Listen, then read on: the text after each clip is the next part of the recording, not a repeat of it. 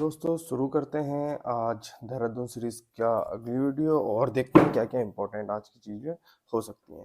तो जैसे कि हमने लास्ट सीरीज में देहरादून में बहुत सी चीज़ों पर बात करी थी, आज हम उसी से आगे बात करेंगे और आज हम बात करेंगे कहाँ की, देहरादून के प्रपातों की। जल प्रपातों के बारे में हम थोड़ा बहुत बातें करेंगे, जो जी चीज़ें यहाँ से इंपॉर्टेंट बनती हैं उनसे लेते हुए चलेंगे आगे को। ठीक है, तो देहरादून के जलप्रपातों में अगर हम बात करते हैं तो सबसे पहले हमें मिलता है टाइगर फॉल। टाइगर फॉल कहाँ पर है? ये चक्राता में स्थित है। ठीक है, इंपॉर्टेंट रहेगा, बहुत बार पेपर में आए कि टाइगर फॉल कहाँ पर है। दूसरा है किमोना फॉल, जो कि आपका वो भी चक्राता में ही आपको देखने को मिलेगा।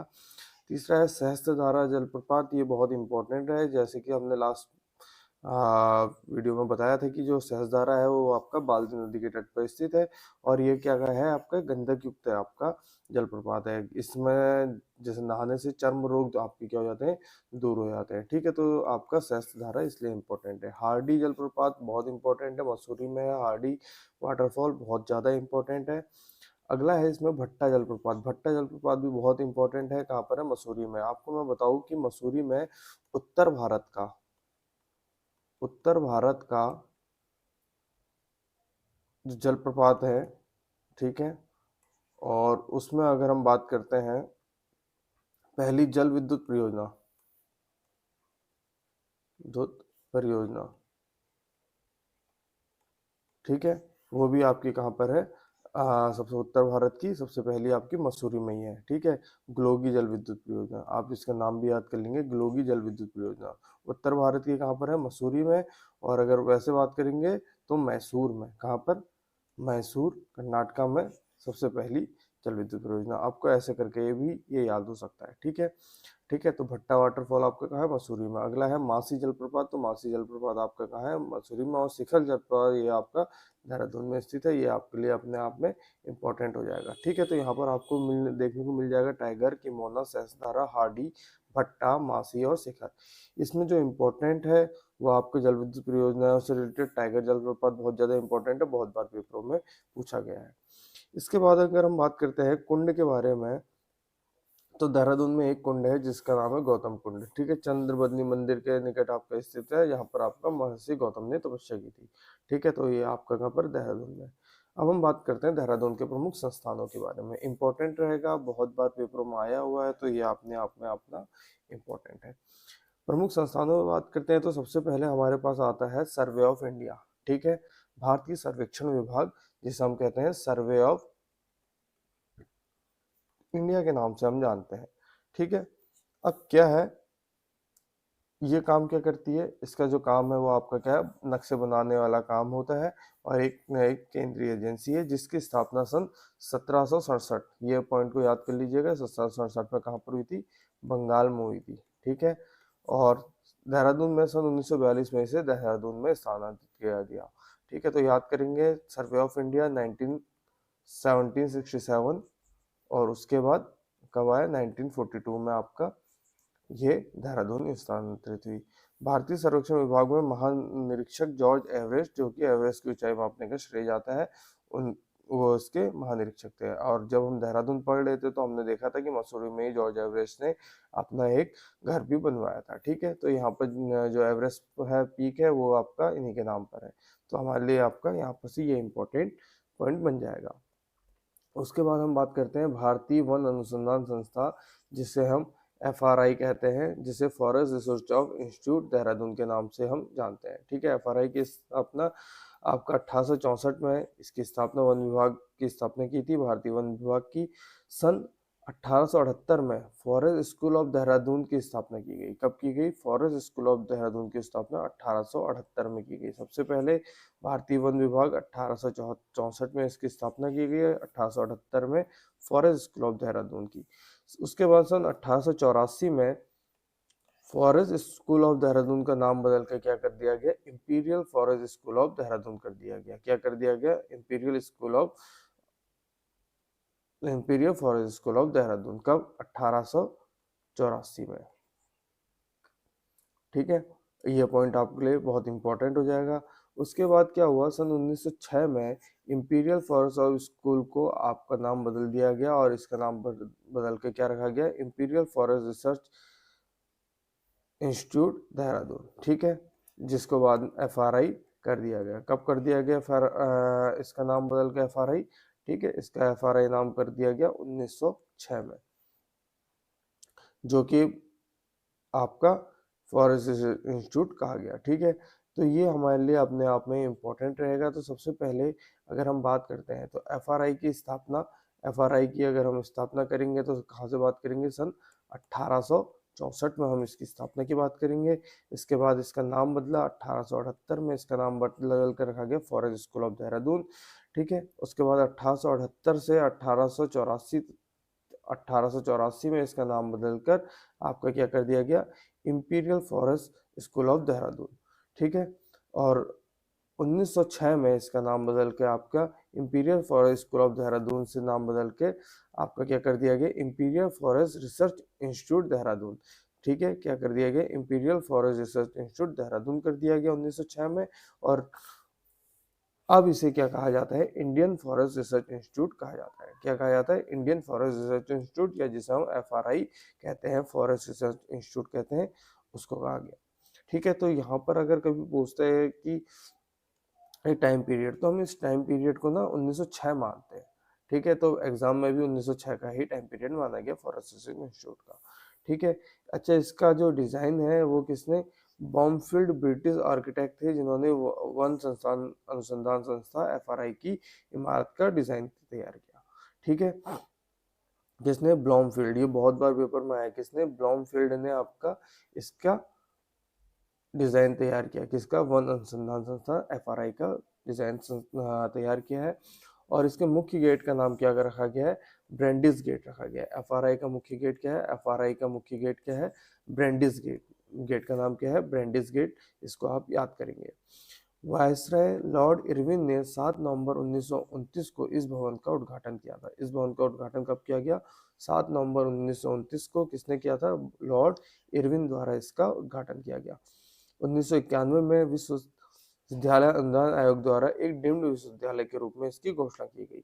एक डीम्ड विश्वविद्यालय के रूप में कब घोषणा की गई? 1991 में। अब आपको जो टाइम पीरियड है उसको मैं बड़ा आसानी से देखते हैं कैसे हमने याद करना है। उसको हम याद करने के लिए देखो कुछ चीजों को हमने क्या करना है? याद रखना है। कैसे याद रखना है देखते हैं।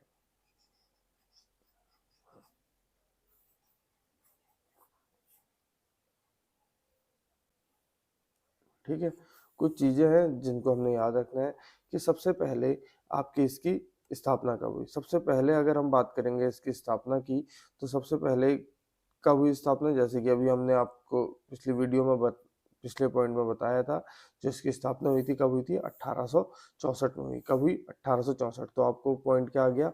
1864 में इसकी स्थापना हुई। ये पॉइंट को मैं यहाँ लिख देता हूँ। 1864 में वन विभाग, उसके बाद इसका नाम बदल के 1878 में फॉरेस्ट रिसर्च इंस्टीट्यूट करा गया। 64 के बाद 78 में। ठीक है, और 78 के बाद आपका 84 में। ठीक है, इसको याद रखेंगे। सबसे पहले 64, 64 के बाद 78, 78 के बाद 84। सबसे पहले 64, 64 के बाद 78, 78 के बाद 84। ये 3 पॉइंटों को याद रखेंगे। सबसे पहले 64, 64 के बाद 78, 78 के बाद 84। 84 के बाद 1906 में इसका नाम बदलकर आपका imperial forest research institute Dehradun, जिसे अब इंडियन फॉरेस्ट रिसर्च इंस्टीट्यूट कहा गया है। ठीक है, 1906 में। 1929 में इसका उद्घाटन किया गया। ठीक है, 1929 में इसका क्या किया गया? उद्घाटन किया गया। ठीक है, कब? 7 नवंबर। तो पॉइंट क्या है? 64, 64, 78, 78 के बाद 84, 84 के बाद 6, 6 के बाद 29। इन पॉइंटों को याद रखना है। और 1991 में इसको डीम्ड विश्वविद्यालय बनाया गया। तो इन पॉइंटों को आप क्या करेंगे? याद रखेंगे तो अच्छा रहेगा। FRI से रिलेटेड इंपॉर्टेंट है, बहुत बार पेपरों में आया भी है। ठीक है, अगला हम बात करते हैं राष्ट्रीय जल सर्वेक्षण कार्यालय। ठीक है, राष्ट्रीय जल सर्वेक्षण कार्यालय जो है, पहली बार नौसैनिक जल सर्वेक्षण विभाग की स्थापना 1770 में ईस्ट इंडिया कंपनी ने की थी। कब की थी? 1770 में ईस्ट इंडिया कंपनी ने। 1874 में मेरिनो सर्वे ऑफ इंडिया को कोलकाता स्थानांतरित कर दिया गया था। ठीक है, 1874 के बाद 1954 में मेरिनो सर्वे ऑफ इंडिया को देहरादून में स्थानांतरित कर दिया गया और इसका नाम नौसेना जल सर्वेक्षण कार्यालय रखा गया। कब? देखो, सबसे पहले 1770 में इसकी स्थापना ईस्ट इंडिया कंपनी ने। उसके बाद 1874 में मेरिनो सर्वे ऑफ इंडिया को कोलकाता स्थानांतरित कर दिया गया। और बाद में इसको आपका देहरादून 1954 में स्थानांतरित कर दिया गया और इसका नाम बदल के नौसेना जल सर्वेक्षण कार्यालय रखा गया। 1996 में 1996 में इसका नाम नेशनल हाइड्रोग्राफिक ऑफिस कर दिया गया और 1999 में इसका नाम नेशनल हाइड्रोग्राफिक सर्वेक्षण ऑफिस राष्ट्रीय जल सर्वेक्षण कार्यालय रखा गया। ठीक है, तो फिर से हमारे लिए पॉइंट वही आ जाते हैं कि कब स्थापना हुई, क्या चीजें हुई। तो फिर से हम देख लेते हैं कि सबसे पहले इसकी स्थापना कब हुई। 1770 में हम इसका उद्घाटन करेंगे। 1874 में हम इसको कहाँ ले जाएंगे, कोलकाता। 1874 के बाद 1954 में हम इसको देहरादून में स्थानांतरित कर देंगे और 1954 के बाद 1996 में हम इसका नाम नेशनल हाइड्रोग्राफिक ऑफिस कर देंगे और 1999 में इसका नाम नेशनल हाइड्रोग्राफिक ऑफिस से करके आपका सर्वेक्षण ऑफिस इसमें ऐड कर देंगे। नेशनल हाइड्रोग्राफिक ऑफिस, ये तीनों सेम रहेगा और यहाँ पर आपका सर्वेक्षण ऑफिस इसमें ऐड हो जाएगा। ये आपके लिए पॉइंट रहेगा इंपॉर्टेंट जो आपने याद रखना है। ठीक है, इसके बाद हम पहुंचते हैं Wadia institute of Himalayan geology. ठीक है, जिसे हम VIHG भी कहते हैं। ठीक है, वाडिया हिमालय भू विज्ञान संस्थान जिसका नाम है, इसकी स्थापना 1968 में हुई थी। कहाँ पर हुई थी, दिल्ली में हुई थी। 1976 में इसे दिल्ली से स्थानांतरित कर दिया गया। देहरादून स्थानांतरित कब किया गया, 1976 में। स्थापना कब हुई, 1968 में। ये बहुत से डेटे हैं ना, इन डेटों को बड़ा याद रखना पड़ेगा अगर आप एग्जाम की तैयारी कर रहे हैं, तो डेटे आपके लिए बहुत इंपॉर्टेंट रहने वाली है। ठीक है, वाडिया इंस्टीट्यूट भारत सरकार के विज्ञान एवं प्रौद्योगिकी मंत्रालय के अधीन आता है। ठीक है, NGRSM national geo research scholars meet राष्ट्रीय भू अनुसंधान अध्येता बैठक NGRSM की चौथी बैठक का आयोजन वेबिनार के माध्यम से 20 जून 2020 में WIHG मतलब Wadia institute of Himalayan geology में किया गया था। ठीक है, तो यहाँ पर पॉइंट आएगा NGRSM जिसकी फुल फॉर्म है national geo research scholars meet. ठीक है, national geo research scholar meet, national geo research scholar meet. ठीक है, इसकी जो चौथी बैठक का वेबिनार है वो जून 2020 में आपका वाडिया इंस्टीट्यूट में किया गया था। तो सबसे पहले इसकी स्थापना 1968 में, 1976 में से देहरादून में स्थानांतरित कर दिया गया। किसके अधीन आता है, भारत सरकार के विज्ञान एवं प्रौद्योगिकी मंत्रालय के अधीन आता है। अच्छा पॉइंट है। अगला है भारतीय पेट्रोलियम संस्थान जिसे हम इंडियन इंस्टीट्यूट ऑफ पेट्रोलियम कहते हैं। इसकी स्थापना हुई थी 1960 में। कब हुई थी, 1960 में। उद्देश्य इसका है पेट्रोलियम उत्पादकों का विकास करना है। वर्ष 2019 में IIP ने देहरादून के प्लास्टिक वेस्ट को डीजल में तब्दील करने के लिए एक प्लांट स्थापित किया था। कब, 2019 में एक प्लांट स्थापित किया गया। इसके अलावा देहरादून में ड्रिलिंग प्रौद्योगिकी संस्थान, ठीक है, जिसकी स्थापना 1978 में की। राष्ट्रीय दृष्टिवादी संस्थान इसका और आपदा न्यूनीकरण एवं प्रबंधन केंद्र और oil and natural gas corporation की भी स्थापना की गई थी। Oil and natural gas corporation की स्थापना सन 1956 में की गई है। ठीक है, 14 अगस्त 1956 में इसे तेल एवं प्राकृतिक गैस आयोग का नाम दिया गया और 1994 में तेल एवं प्राकृतिक गैस निगम के रूप में रूपांतरित किया गया। ठीक है, ONGC के रूप में इसको कब किया गया, 1994 में। ठीक है, 1994 में इसका ONGC के नाम से करा गया। उससे पहले आपका ये तेल एवं प्राकृतिक गैस आयोग करके इसका नाम था। ठीक है, निगम कॉरपोरेशन नहीं था उस टाइम पर, आपका क्या था, आयोग करके इसका नाम था। ठीक है, 1997 में ONGC को नवरत्न कंपनियों में शामिल किया गया। ONGC को नवरत्न कंपनियों में कब शामिल किया, बहुत बार क्वेश्चन आया है, तो कब किया गया, 1997 में। और वर्ष 2010 में महारत्न कंपनी का दर्जा भी आपको ONGC को मिला। कहा कि भारत की महारत्न कंपनी का दर्जा भी ONGC को मिला। ठीक है, ये हमारे लिए आपका पॉइंट रहेगा। इसके अलावा भारतीय वन्य जीव संस्थान wild life institute of India 1982 में इसकी स्थापना हुई और इसका उद्देश्य है वन्य जीव संरक्षण क्षेत्र और प्रशिक्षण एवं रिसर्च करना इसका काम है। ठीक है, wild life institute of India, ये भी देहरादून में स्थित है। इसके अलावा देहरादून में आपको भारतीय सुदूर सर्वेक्षण संस्थान, ठीक है, Indian institute of remote sensing, आपका ये पेपर में आया था, एक बार आया था पेपर में IIRS करके। ठीक है, Indian institute of remote sensing की स्थापना 1966 में की गई, ये भी आपका कहाँ पर स्थित है, देहरादून में स्थित है। इसके अलावा देहरादून में अगर हम बात करते हैं तो देहरादून में इंदिरा गांधी राष्ट्रीय वन अकेडमी है, जिसकी स्थापना आपका 1987 में की गई थी। कब की गई थी? 1987 में। Indian institute of national forest academy, Indira Gandhi national forest academy आपका ये कहाँ पर है? देहरादून में। अगर हम बात करते हैं देहरादून के इम्पोर्टेंट के बारे में, तो ये हमारे ऊपर बहुत से कुछ अकेडमीज हैं जो आपके इम्पोर्टेंट है, जिसमें आपको ओएनजीसी देखने को मिल जाएगा, जिसमें आप ओएनजीसी के बारे में बात कर सकते हैं, ठीक है। और भी बहुत सी चीजें हैं जो आपको यहाँ पर पॉइंट में लेके आएंगे, ठीक है। जैसे कि आपका ओएनजीसी हो गया, वाडिया इंस्टीट्यूट हो गया, और आपका एफआरआई हो गया, ये सारी चीजें हैं आपको याद रखनी पड़ेगी। ओएनजीसी, वाडिया इंस्टीट्यूट हो गया, एफआरआई हो गया, ये आपको क्या करना है? याद रखना है, ठीक है। और अब हम बात करते हैं राष्ट्रीय उद्यान और वन्यजीव विहार के बारे में। अगर हम राष्ट्रीय उद्यान और वन्यजीव विहार के बारे में बात करते हैं तो देहरादून में आपको राजाजी राष्ट्रीय उद्यान देखने को मिल जाएगा। देहरादून में आपको क्या देखने को मिल जाएगा? राजाजी राष्ट्रीय उद्यान आपको देहरादून में देखने को मिल जाएगा। अगर इसकी बात करते हैं तो इसकी स्थापना हुई थी सन 1983 में, 1983 में स्थापना हुई थी। और जो राजाजी राष्ट्रीय उद्यान है ये आपका 3 क्षेत्रों में है, देहरादून, हरिद्वार और पौड़ी में, ठीक है। तो 3 क्षेत्रों में फैला हुआ आपका एकमात्र राजाजी राष्ट्रीय उद्यान है, देहरादून, हरिद्वार और पौड़ी में है, जिसका क्षेत्रफल की अगर हम बात करते हैं तो 820.42 किलोमीटर स्क्वायर इसका क्षेत्रफल है। इसका मुख्यालय आपका देहरादून में है। और अगर हम बात करते हैं तो यहाँ पर हमको प्रमुख जीव हाथी, शेर, टाइगर, नीलगाय और चीतल आदि देखने को मिल जाते हैं। राजाजी राष्ट्रीय उद्यान नॉर्मली आपका हाथियों के लिए फेमस है, और वर्ष 2015 में इसको टाइगर रिजर्व भी घोषित कर दिया गया है, ठीक है। यह देश का कौन सा 48वां टाइगर रिजर्व और उत्तराखंड का दूसरा टाइगर रिजर्व आपका राज्य पार्क है, ठीक है। आपको ये पॉइंट को क्या करना है? याद रखना है, ठीक है। उत्तराखंड देश का कौन सा 48वां और उत्तराखंड का कौन सा आपका दूसरा, ठीक है। ये पॉइंट आपको मिलेगा। इसके अलावा हम बात करते हैं तो यहाँ पर आपको देहरादून में मसूरी वन्य जीव विहार भी देखने को मिल जाता है। और अगर हम मसूरी वन्य जीव विहार की बात करते हैं तो इसकी जो स्थापना हुई थी वो कब हुई?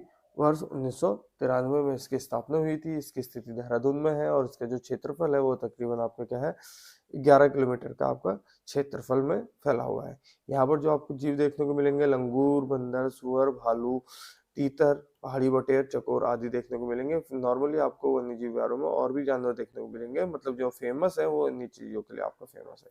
इसके अलावा देहरादून में आपको मालसी डियर पार्क देखने को मिल जाएगा, जो कि आपका मसूरी रोड पर स्थित है। ये आपके लिए इंपॉर्टेंट रहेगा, इन चीजों का आपने याद रखना है कि मालसी डियर पार्क कहाँ पर है, तो आपका देहरादून में स्थित है। अगर हम बात करते हैं प्रमुख संग्रहालय के बारे में बात करते हैं तो यहाँ पर आपको स्टेट वॉर मेमोरियल चीर बाग मिल जाएगा आपको देहरादून में। विश्व प्राकृतिक धरोहर केंद्र आपको देहरादून में मिल जाएगा, और वन संग्रहालय संस्थान आपका ये भी आपको देहरादून में देखने को मिल जाएगा।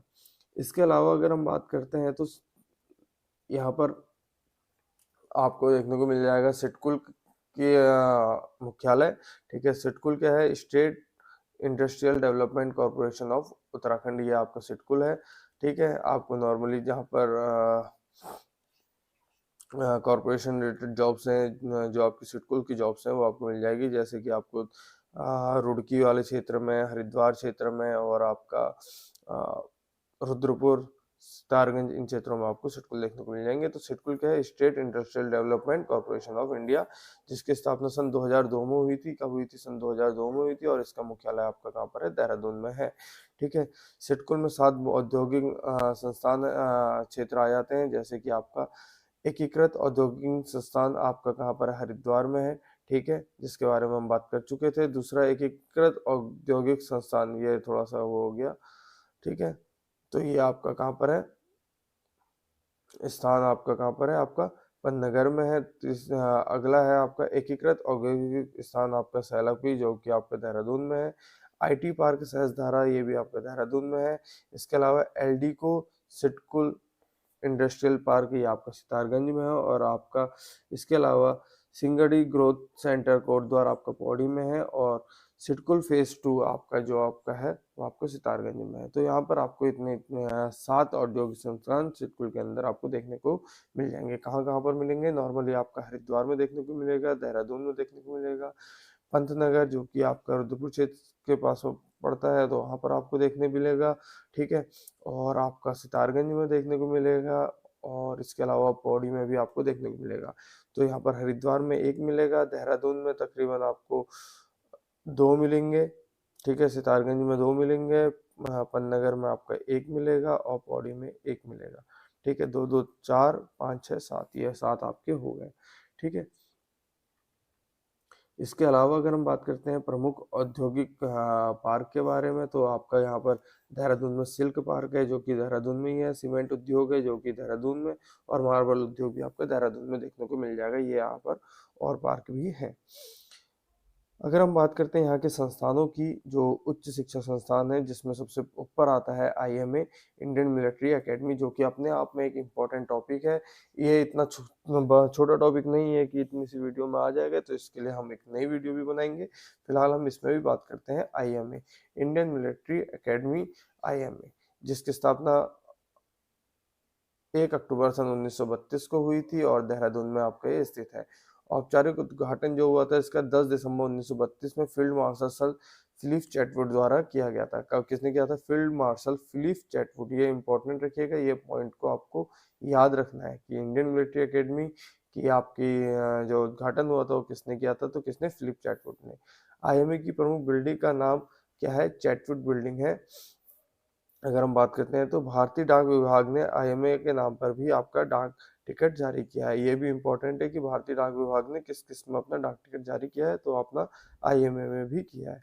1932 में ब्रिगेडियर एलपी कॉलिंस प्रथम कमांडेंट बने थे। यहाँ के प्रथम कमांडेंट 1932 में कौन बने थे? एलपी कॉलिंस इसके प्रथम कमांडेंट बने थे। आईएमए के शुरुआती बैच को कौन सा बैच कहा गया? पायनियर बैच का नाम दिया गया था। इसी बैच की फील्ड मार्शल सैम मानेकशॉ, ठीक है, जिनकी अभी हाल फिलहाल में मूवी आई है, और तो ये भी आपको याद रखना है।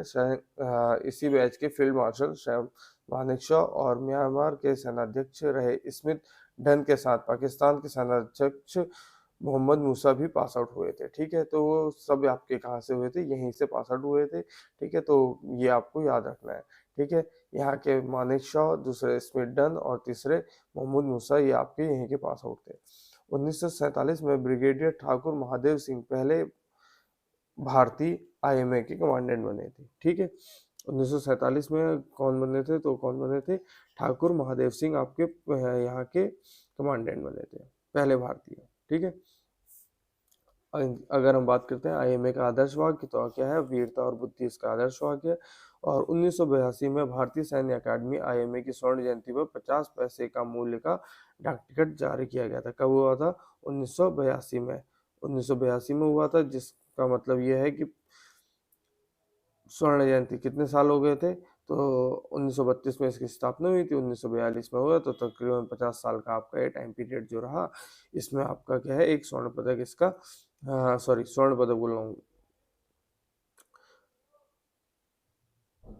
स्वर्ण जयंती आपकी मनाई गई थी, ठीक है। एक डाक टिकट जारी किया गया था। इसके अलावा हम बात करते हैं तो यहाँ पर क्या है? इंदिरा गांधी राष्ट्रीय फॉरेस्ट एकेडमी है देहरादून में, जो कि 1987 में बनी थी। इसके अलावा Indian institute of medical sciences आपका यह है देहरादून की जॉली ग्रांट में है। यह राज्य का पहला मेडिकल कॉलेज है। इसके अलावा अगर हम बात करते हैं तो देहरादून में राज्य का पहला महिला इंजीनियरिंग कॉलेज, जो कि आपका सिद्धोवाला में है, ये भी बना था, ठीक है। अगर हम यहाँ पर ये बात करते हैं तो ये हमारे लिए अपने आप में क्या है? एक इम्पॉर्टेंट पॉइंट बन जाएगा, ठीक है, जिसको हमने कवर करना है, ठीक है। राज्य का पहला इंजीनियरिंग कॉलेज कहाँ पर है? तो वो आपका कहाँ पर है? सिद्धोवाला में स्थित है। कैसा? महिला, ठीक है। तो आज की वीडियो में इतना ही हो पाएगा, और आगे वाली वीडियो में हम देखेंगे इससे आगे की। तो आज जो जो हमने पढ़ा, हमको वो चीज़ों को क्या करना है? बिल्कुल नोट डाउन करके रखना है, और उन्हीं चीज़ों पे हमने क्या करना है? काम करना है। तो हमने क्या क्या पढ़ना है, अभी हमें क्या क्या रिविजन करना है, क्या क्या हमने करा था, तो हम उसे एक बार देख लेते हैं, और इन चीज़ों को ही हमने क्या करना है? आगे रखना है। सबसे पहले जब हमने शुरुआत की थी तो सबसे पहले हमने यहाँ पर आईएमए पढ़ा, IMA के बाद हमने यहाँ पर आपका FRI पढ़ा, फॉरेस्ट रिसर्च इंस्टीट्यूट पढ़ा, इसके अलावा वाडिया इंस्टीट्यूट पढ़ा। ठीक है, ठीक है। इसके अलावा हमने यहाँ पर आपको, अगर हम बात करेंगे देहरादून में, तो पूरा का पूरा आपको मसूरी क्षेत्र को हमने पढ़ा। ठीक है, मसूरी के अलावा देहरादून की नदियाँ हमने पढ़ी हैं। ठीक है, नदियों के अलावा हमने यहाँ क्या आपके क्या है, जो भी पार्क हैं उन पार्क के बारे में पढ़ा है, राजा जी पार्क और आपका मालसी डियर पार्क जो भी है आपके, उनके बारे में पढ़ा है। कुछ इंस्टीट्यूट्स के बारे में पढ़ा है। ठीक है, आपका और भी बहुत सी चीज़ें इसमें हमने पढ़ रखी हैं, जिसमें हमने यहाँ के मंदिरों को पढ़ा है, चारों सिद्ध के बारे में पढ़ा है। ठीक है, मंदिरों के अलावा हमने यहाँ के इतिहास के बारे में थोड़ी बहुत जानकारी ली है। बाकी जो डीप जानकारी होगी हम इतिहास के उसमें लेंगे। तो बहुत सी चीज़ें हैं जिनको हमने पढ़ा है, तो हमने क्या करना है, इन सारी चीज़ों को एक एक बार ना रिवाइज करना है। जैसे हम इसको रिवाइज करेंगे तो बहुत सी चीज़ें ये हमारी क्लियर होते हुए चलेंगी। तो आज की वीडियो में इतना ही रखते हैं, और अगली वीडियो में मिलते हैं इसके साथ किसी नए जिले के साथ। ठीक है, तो thank you so much, have a nice day.